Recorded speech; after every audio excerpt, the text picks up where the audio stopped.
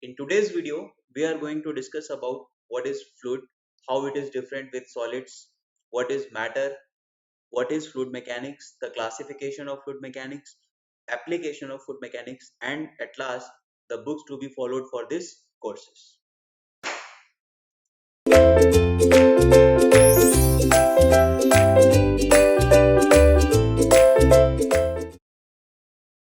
So, fluid mechanics is a subject which is common for mainly three branches of engineering. Those are civil engineering, mechanical engineering, and chemical engineering.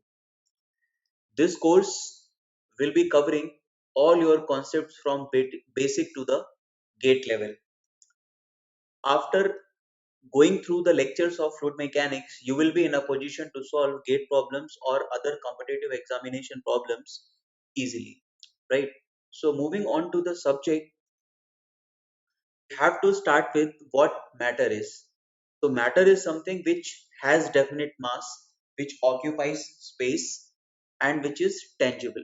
Now, what is tangible? Tangible is something which we can feel. Tangible is something which we can feel, right? Like air, like water, like dirt, like rock, soil, anything which you can feel is tangible. So what I have shown you, the chemical properties of matter, like pure substance and mixture. Mixture is nothing but also called impure substance. Now what is the difference between pure substance and impure substance? The pure substance is something which cannot be mechanically separable. If the matter which you are having can be mechanically separated, then it is a pure substance. If not, then it is impure substance. Now, when it comes to pure substance, there are two parts, element and compound. So let us try to understand this with an example. Suppose hydrogen, it is an element. Suppose oxygen, it is also an element. But the combination of hydrogen and oxygen is H2O, that is water. But water is a compound. So because there are two atoms of hydrogen and one atom of oxygen, right? So moving on to the mixture. Now mixture can be homogeneous, mixture can be heterogeneous. Why I am discussing this chemical composition of matter? Because they will be required when I will be discussing further in coming chapter, the rheology of fluid. In rheology of fluid, you will be facing a few terms which are like colloidal, suspension, and solution. So you should know the difference among them. So suppose a mixture is homogeneous. So if a mixture is homogeneous, we call it a solution. If a mixture is homogeneous, we call it a solution.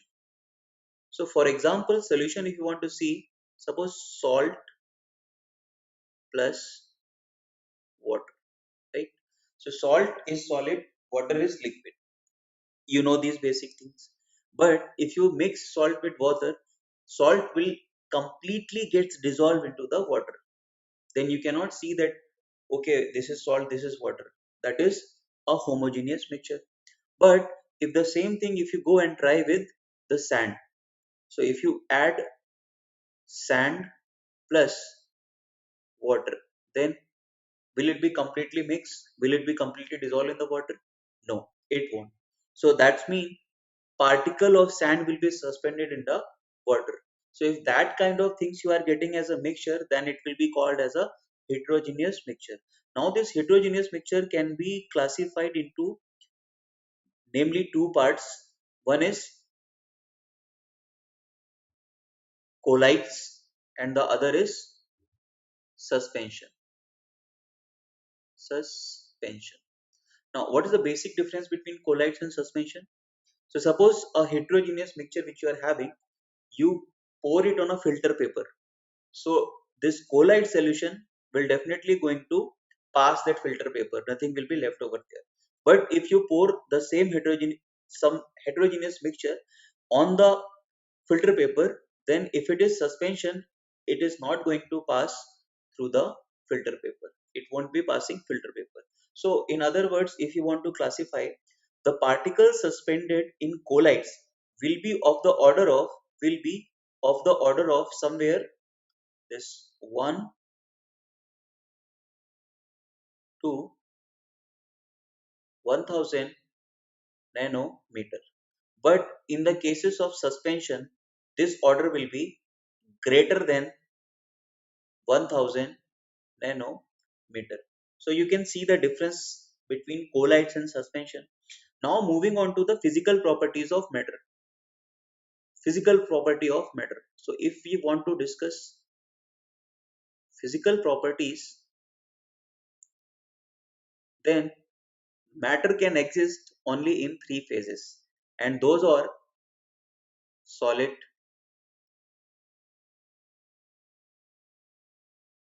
liquid, and gases. Now, these solid, liquid, and gases, liquid and gas, they are actually known as fluid. They are known as fluid. So, what is this fluid? How it is defined? We are going to see in the coming slide. So, moving on to the fluid. Fluid is basically defined in the language of a layman that any substance which can flow. So, if it can flow, that means let us take a cup of sugar, right? And we pour it on a table. So sugar will pile up like this. If we take a cup of coffee, we pour it on a table. So it will be spilled all over a table and it will flow. You see, the relative position of particles with respect to time will keep on changing in the coffee which is spilled on the table, but not in case of the sugar. If you check the relative position with respect to time, so pile of sugar will be stationary after some time, but this will keep on flowing. So that is the basic difference with respect to time. Suppose we have many particles like this. We have many particles like this.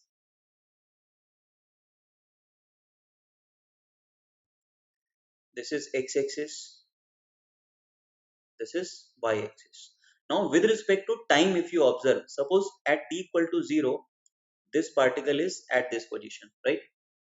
But the same particle, it moves on to another location at t equal to 1 second. After 1 second, the position of particle changes.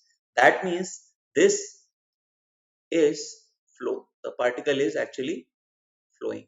This is now moving on to the properties of fluid. So a fluid has a definite mass. A fluid does not have any fixed position or shape. Shape of fluid is also variable. It occupies shape of vessel. Suppose we have a glass of water half filled, and then water if we pour in a bowl. So the water in the glass will occupy the shape of bowl. So shape can be changed for liquid. Now it can flow under its own weight. It's also a very important property. It can flow under its own weight, but the solid will not flow under its own weight, right? Next is the technical definition of fluid. How you will define as an engineer, how will you define fluid?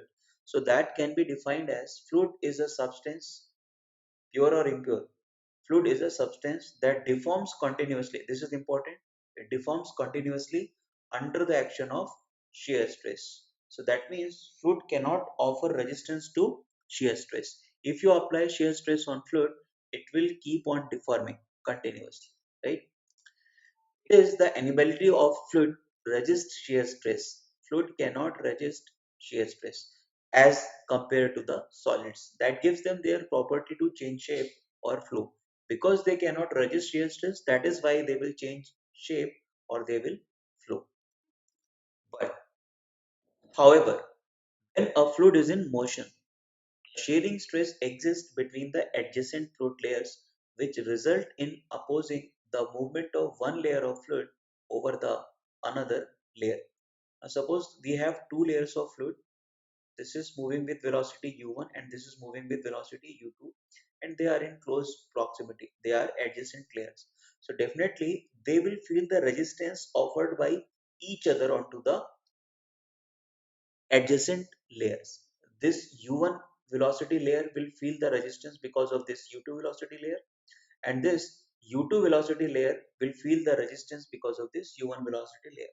So that resistance in detail we will discuss in next topics, that is viscosity, internal resistance offered by the fluid layers to each other. But at the same time, you should also remember when a fluid is at rest, there will be no shear stress between them, between the layers. You need to understand this. There will be shear stress or resistance to shear when the fluid is in motion, but that resistance will be between the layers of fluid, not from the external body in contact. So you remember this. If you want a fluid to flow, what you need to do, you need to apply a shear stress. If you apply a shear stress, doesn't matter how small, the fluid will start flowing. You need to keep this in mind. Now we will see the difference between solids and fluids. The difference between solids and fluid can be understood by this basic diagram. Now this is the image at molecular level for solid. This is the same image for liquids, and this is the molecular image of gases. So as you can see, the solids are closely packed. They are closely packed, and so are the gases. Solids and liquids both are closely packed, but gases are actually far away. Molecules in gases are far away. Look at this. Here, the distance between molecules is large enough, very large, in comparison to distance between molecules of solids, right? Distance between solids and fluids is very less as compared to gases. Now, one more thing, in solid, the molecules are at fixed position. In solid, the molecules are at fixed position, while in liquid and gases, molecules are free to move. They can translate, they can rotate, but they are free to move. Actually, intermolecular bonds are strongest in solids. These bonds are strongest in solids. They are weakest in gases. If you see, because of the distance, their molecules are far away. That's why they are weakest in gases. One reason is that molecules in solids are closely packed together, whereas in gases they are separated by relatively large distances. The molecules in a solid are arranged in a pattern that is repeated throughout. See, in solid, the pattern is repeated throughout. They are similar. Various symmetry will be there. The pattern is repeated in solid. Because of the small distance between molecules in a solid, the attractive forces of molecules on each other are large and keep the molecules at fixed position. Because of more attractive forces, the position of molecules are fixed.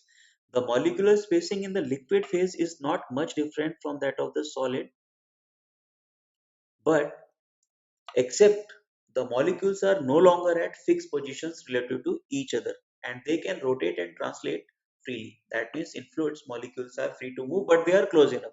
They are closely packed. In a liquid, the intermolecular forces are weaker relative to solids, but still strong compared with gases.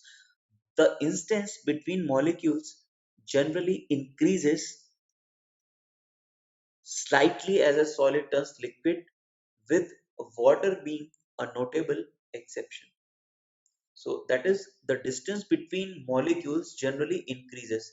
If this solid will gets converted into liquids, then the distance between them will increase slightly, but not in the case of water. That is being exception. Now, moving on to the understanding of solids and fluids, we will take up one more example. So here what we have taken, This is a block of rubber which we have taken for analysis. This is bottom plate and this is top plate. So bottom plate is kept stationary. Here the velocity is 0 and this top surface is subjected to a force F. So this rubber block gets deformed by this angle alpha, which is actually shear strain. And we know that tau, the shear stress developed here, is directly proportional to this alpha. But alpha is a constant value. Here alpha is constant. This value is a constant value. But in case of a fluid, if suppose this is the same bottom plate, this is the top plate which is kept on a fluid. This is layer of fluids. Now in this case what will happen? Suppose a molecule is initially at this position and this is origin. So what will happen if you apply a shear force, no matter how small, this molecule will keep on changing its position. That is continuous deformation which we have learned, and this angle also will keep on increasing with respect to time. That is the reason we are interested here in shear strain rate. Instead of shear strain rate is important. That is tau is directly proportional to d alpha by dt, or this can also be written as alpha dot, that is shear strain rate. The distinction between a solid and a fluid is made on the basis of the substance ability to resist in applied shear or tangential stress that tends to change its shape. Here the shape is changed, but that is constant. It is not continuously changing. But in case of fluid, the shape is continuously changing. That is the difference. A solid can resist an applied shear stress by deforming, whereas a fluid deforms continuously under the influence of a shear stress, no matter how small. In solids, stress is proportional to strain, but in liquid or fluids, stress is proportional to strain rate. This is important term. Stress is proportional to strain rate here. When a constant shear force is applied, a solid eventually stops deforming at some fixed strain angle, like alpha in this case for the rubber block, whereas a fluid never stops deforming and approaches a constant rate of strain. Now, we will see the difference between liquid and gases. So, as we can see, a liquid and a gas kept in container will behave differently. In a liquid, group of molecules can move relative to each other, but the volume remains relatively constant. So suppose this is the volume. So even after passage of time, if you observe it at t equal to 0, t equal to 2 seconds, t equal to 2 days. So what you will get, the volume is relatively constant. Its volume will not change. Now, in case of a gas, if you see the volume, so definitely the volume is not constant. Its volume gets changed. Why? As a result, a liquid takes the shape of the container it is in and it forms a free surface. So this is also important, that liquid forms free surface while the gases cannot. We will see the difference. On the other hand, gases expands until it encounters the walls of the container and fills the entire available space.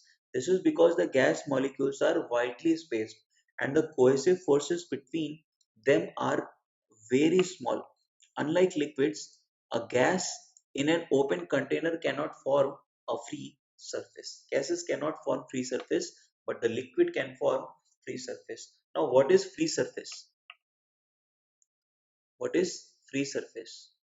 Free surface means tau is 0. At free surface, shear stresses are 0, but normal stresses are possible.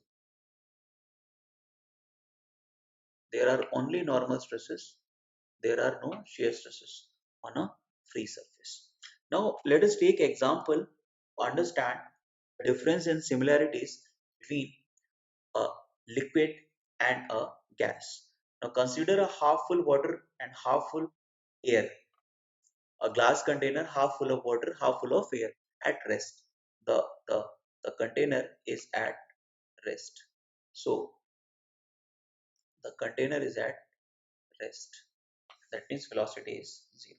So what are the differences and what are the similarities we need to understand? We'll take up one by one. Gas and liquid. Similarity is they both comprises of molecules. They are made up of molecules. Very basic similarity. Gas and the liquids are fluids. Both are under the category of fluids. They can flow. Molecules in gas and liquids are relatively free to. So while in liquid the molecules are closely packed, but in gases the molecules are far away, but the molecules can move in both liquid and gases, unlike the solids where molecules were fixed. Next is molecule in each fluid are continual and random motion. So concept of continuum which we learn in next chapters, next topics, the concept of continuum is valid and the motion is random for both the cases. Now coming on to the differences. So in liquid phase, there are strong attractive and repulsive forces between the molecules. Why? Because they are closely packed. Molecules are closely packed in liquids in comparison to the gas phase where molecules are far away. Next difference will be liquid has a definite volume. We have already seen. A gas will expand to fill its container. Since the container is open, in this case, the gas will continually exchange molecules with the ambient air. The gas will keep on continuing exchanging the molecules with the ambient air. Liquid is much more viscous than a gas. This you have observed whenever you are walking in a liquid like water, you are walking in a river, swimming pool, or in a pond, you will observe that walking in the liquid or water is much more difficult than walking in air. So air offers very less resistance because air is less viscous, but the liquid is more viscous, much more viscous than a gas. The next difference will be liquid forms a free surface while a gas does not.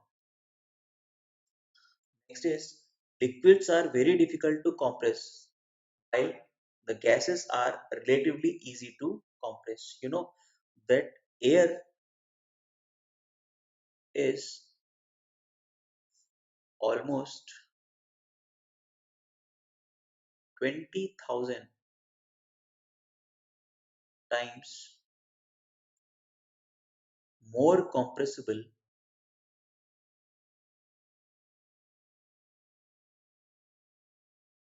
than water. Very difficult to compress the water in comparison to air. Air can be easily compressed. Now we can understand this with the term compressibility will be explained later in this chapter.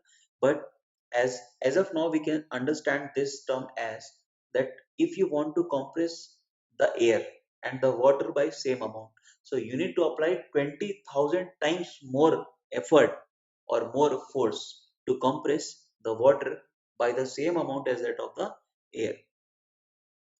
Next is with the exception of with the exception of evaporation.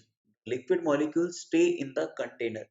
The gas molecules constantly pass in and out of the container. So evaporation happens only in liquids, that too at the surface of liquids. So a liquid exhibits evaporation phenomena whereas gas does not.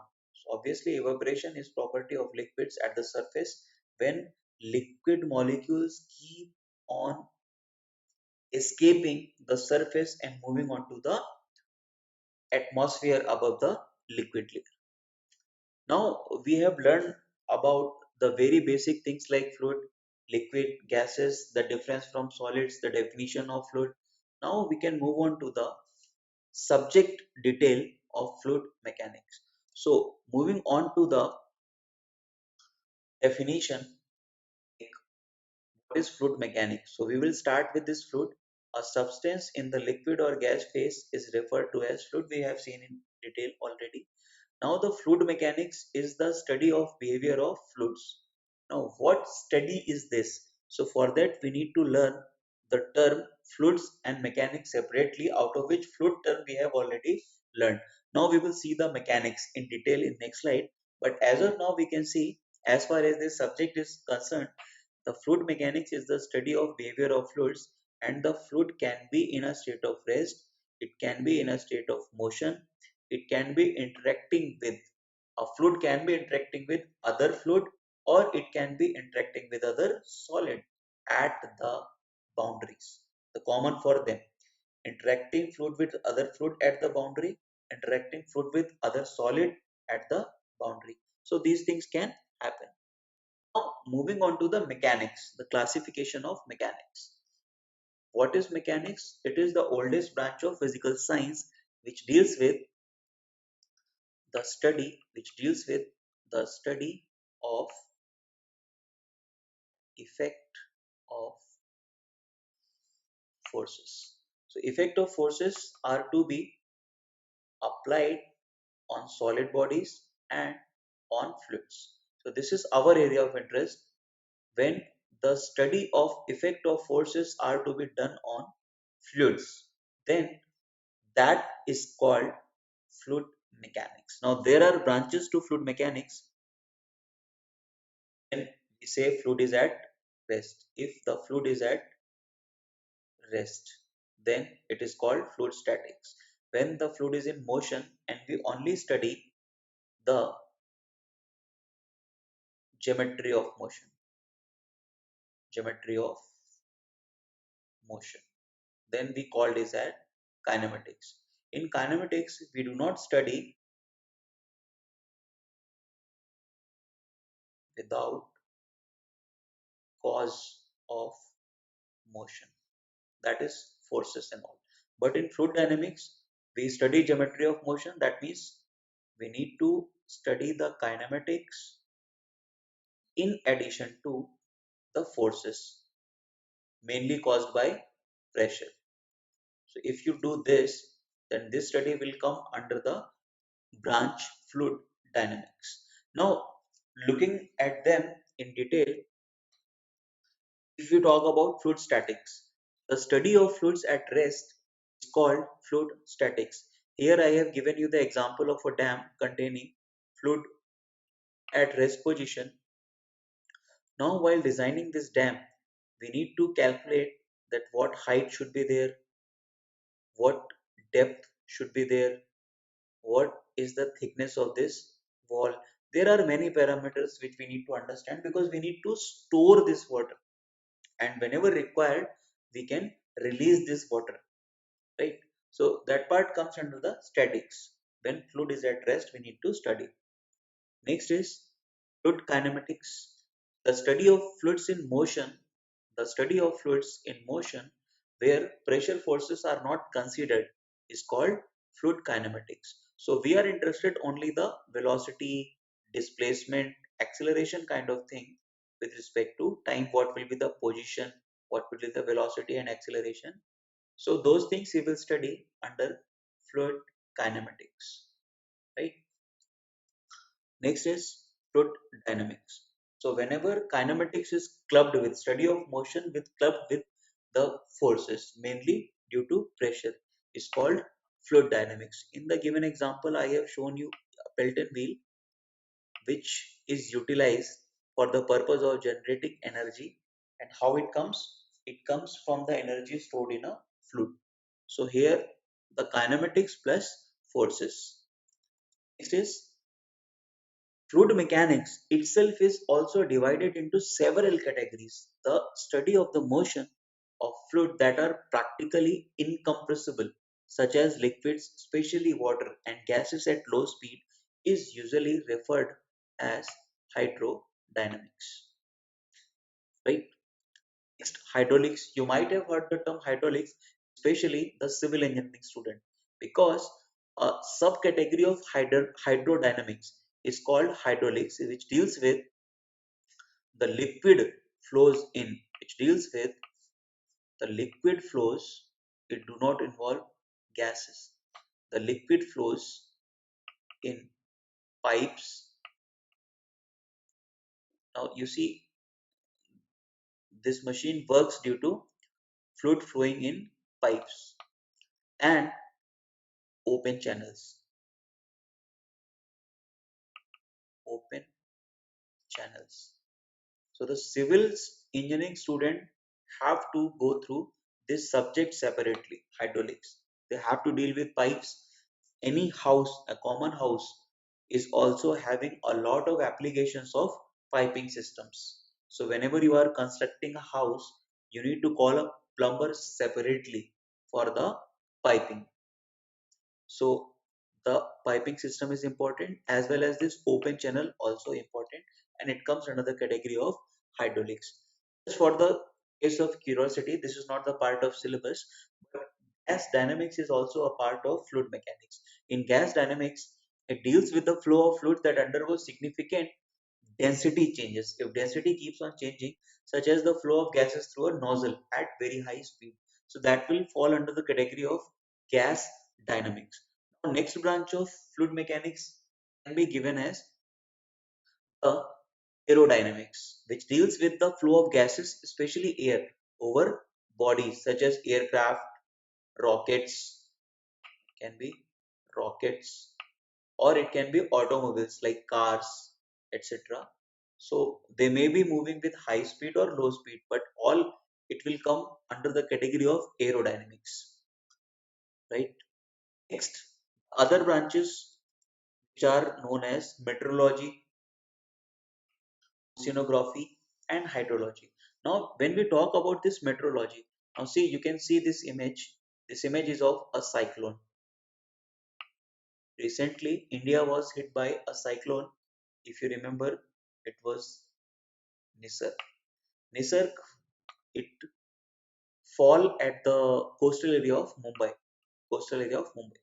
How people will came to know that? How people will came to know that this cyclone will hit this area? This cyclone will hit at this time. So that information comes from the meteorology department, right? So this is a separate branch of fluid mechanics in which we study the changes in pressure in atmosphere, changes in temperature in atmosphere, how the winds are flowing, in which direction winds are flowing. All those things will be studied under this branch of fluid mechanics. Now, oceanography. It is another branch of fluid mechanics, and this is emerging nowadays because oceans are full of mysteries and surprises. So India is also presently working on this project, oceanography. It was not previously, but now India is also investing a lot of money into this oceanography. They want to utilize the natural resources. They are in like bulk inside the ocean. We need to locate them. Now, hydrology is the branch of fluid mechanics again, which deals with the natural occurring cycles in the nature atmosphere. Now if you see, the clouds are formed due to the water vapor. Because of this sun, the water will evaporate and it will form the clouds. Now when it will rain again, the water will come back to the ground. So all these things happening naturally, and this cycle is studied under this branch of fluid mechanics, which is known as hydrology. Now we will look at the few applications of the fluid mechanics. See, this is a heart. All of us know that heart is pumping blood continuously. So if we want to replace heart, then we need to go for fluid mechanics. It is important to develop a good understanding of basic principles of fluid mechanics, since fluid mechanics is widely used both in everyday activities and in the design of modern engineering systems, from vacuum cleaners to supersonic aircraft, anything. For example, fluid mechanics plays a vital role in the human body. As you can see, the heart, and there are lungs also. The heart is continuously pumping blood to all parts of the human body through the arteries and veins, and the lungs are the sites of airflow in alternating directions. We inflow air, we breathe air in, and we exhale the carbon dioxide outside. All artificial hearts, breathing machines, and dialysis systems are designed using fluid mechanics principles. One more example, if you see, an ordinary house is in some respects an exhibition hall filled with applications of fluid mechanics. The piping system for water, see, lot of pipings are present in the house for water, natural gas, and sewage for an individual house. And the entire city are designed primarily on the basis of fluid mechanics. The same is also true for the piping and ducting network of heating and air conditioning systems. So this is a refrigeration cycle, and this is air conditioner, and this is for refrigerator. The cycles is like this, but they will all work only because of flow of fluid from one device to other device. A refrigerator involves tubes through which the refrigerant flows, a compressor that pressurizes the refrigerant, and two heat exchangers where the refrigerant absorbs and rejects heat. Fluid mechanics plays a major role in design of all these components.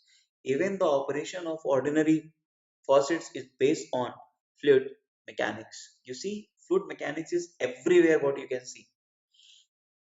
Now, a few more example I would like to give you.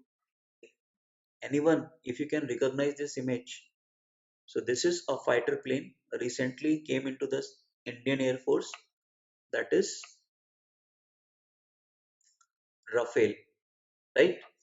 So you can see it works on the principle of fluid mechanics. Fluid is everywhere as a fuel, right? It will start with the fuel. It will start with the fuel and end with exhaust gases. It has to flow in air. So the drag forces, slip forces all work on the aircraft when it is in motion. So that is a very important area application of fluid mechanics. Now this, if you can recognize, this is INS Arihant. Remember, INS Arihant is indigenous developed submarine. It is capable of carrying nuclear warfare. So this submarine is also a classic example of application of fluid mechanics. It can float in water. It can take a dive in deep sea so that it will not be observed by enemy radars. Now here, this is the example of Indian aircraft carrier INS Vikramaditya. INS Vikramaditya. Again, this is example of fluid mechanics everywhere. See, the aircraft carrier is actually very large because many aircrafts can land on it. Now suppose when a aircraft is landing onto it or aircraft is going to take off. So it exerts a lot of forces. So we need to study how to make balance when these kind of things are happening. So that is very important, and this is application of fluid mechanics. Next is, if you can recognize this, this is our own Indian Bahubali GSLV Mark 3. So this is the GSLV Mark 3. This was used to carry our Chandrayaan 2, right? So if you remember, here also you can see it is all about fluids. Fluid is everywhere. Without the fluid, like in these kind of rockets, the fuel is very important. We cannot use solid fuel. The fuel must be fluid. Either it is liquid or it is gas, but it must be fluid. And it has to go through the atmosphere that is also filled with air. and the resistance at this high speed is very large. So we need to study in detail how to overcome that resistance until it goes through that atmosphere, right? So these were the few application areas of fluid mechanics. Now we will move on to the books which we should follow for better understanding. So as you can see, these are some reference books. These are some reference books which are primarily used for the purpose of concept building. So this is the very first book, Eunice A. Sengel and John M. Simbala, McGraw-Hill publication. This is very good book. This is very good book with lot of practical examples given, and concepts are also explained in lucid manner. This is Frank M. White. This is also again very good book on fluid mechanics for your concept building.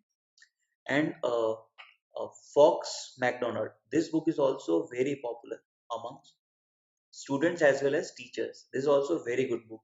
So if you want to go for concept building and you have time for it, definitely you should follow any one of these reference book first.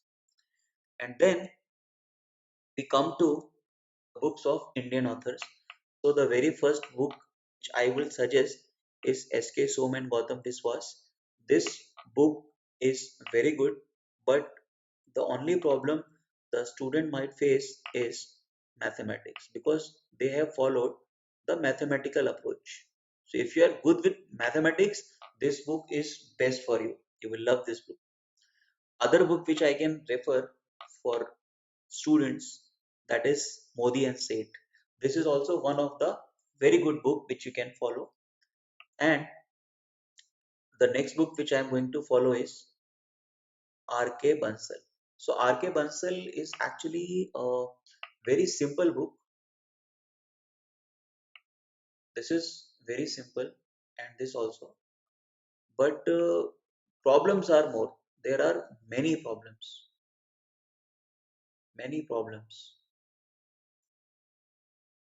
covered. Syllabus also very vast. They are covering many topics.